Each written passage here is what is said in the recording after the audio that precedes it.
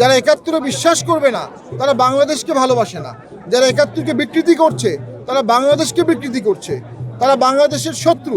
যে আমরা মনে করি 24-এ একটি অসাধারণ আন্দোলন হয়েছে, অনেক ছাত্র জনতা জীবন দিয়েছে, তবে 71-71-এর জায়গায় মহিয়ান, 24-24-এর জায়গায় মহিয়ান। 71-কে ছাড়া কোনো রাজনৈতিক আদর্শ হতে পারে না। যারা একাত্তরে বিশ্বাস করবে না তারা বাংলাদেশকে ভালোবাসে না। যারা একাত্তরকে বিকৃতি করছে তারা বাংলাদেশকে বিকৃতি করছে, তারা বাংলাদেশের শত্রু। 71-কে নিয়ে যে ডিস্টর্শন অফ হিস্ট্রি হচ্ছে, যে স্যাফরাইজেশন অফ হিস্ট্রি হচ্ছে, আমরা তার তীব্র প্রতিবাদ জানাই। 71-71-এর জায়গায় আছে, 71-এর ইতিহাস 71-এর জায়গায় আছে। কেউ এটাকে নষ্ট করতে চাইলেও নষ্ট করতে পারবে না।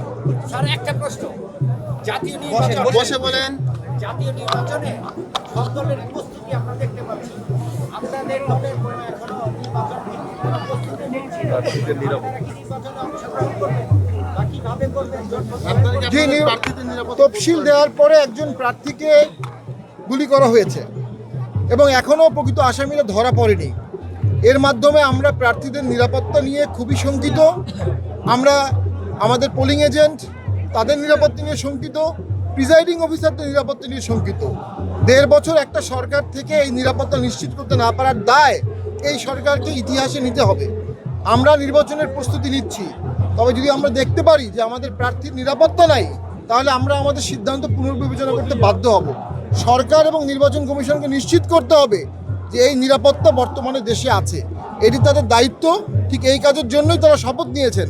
তারা যদি নিরাপত্তা নিশ্চিত করতে না পারেন বা আন্তরিকতা না হন, তাহলে তারা তাদের শপথ ভঙ্গ করেছেন।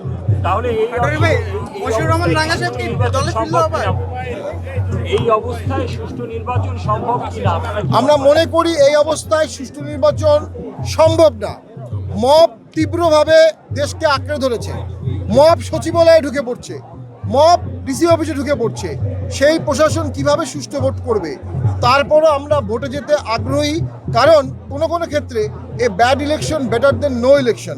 কিন্তু সামনের দিনে আমরা প্রতিনিয়ত গভীরভাবে পরিস্থিতি পর্যালোচনা করব। আমরা নিরাপত্তাহীনতা যদি দেখি আমাদের প্রার্থীদেরকে, আমরা মৃত্যুর মুখে ঠেলে দিতে পারি না। আমরা পরিবেশ পরিস্থিতি দেখে সময় সময় সিদ্ধান্ত নেব। ঠিক আছে, ধন্যবাদ।